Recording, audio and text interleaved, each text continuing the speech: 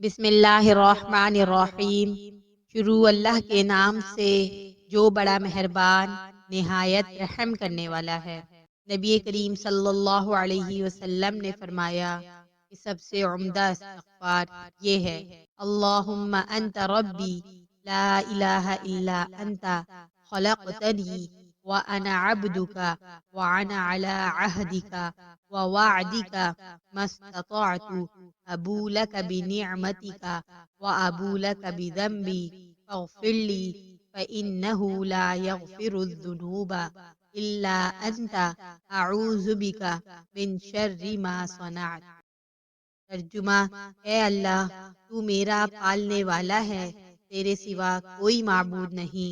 تو نے مجھے پیدا کیا اور میں تیرا بندہ ہوں، اور میں تیرے عہد پر قائم ہوں اور تیرے وعدے پر، جہاں تک مجھ سے ممکن ہے تیری نعمت کا طالب ہو کر تیری پناہ میں آتا ہوں، اور اپنے گناہوں سے تیری پناہ چاہتا ہوں۔ بس تو میری مغفرت فرما، کیونکہ تیرے سوا گناہ اور کوئی نہیں معاف کر سکتا۔ میں تیری پناہ مانگتا ہوں اپنے برے کاموں سے۔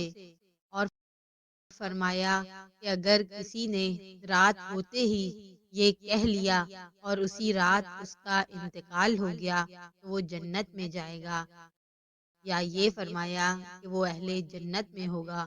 اور اگر یہ دعا صبح کے وقت پڑھی اور اسی دن اس کی وفات ہو گئی تو بھی ایسا ہی ہوگا۔ صحیح بخاری، حدیث نمبر 6823۔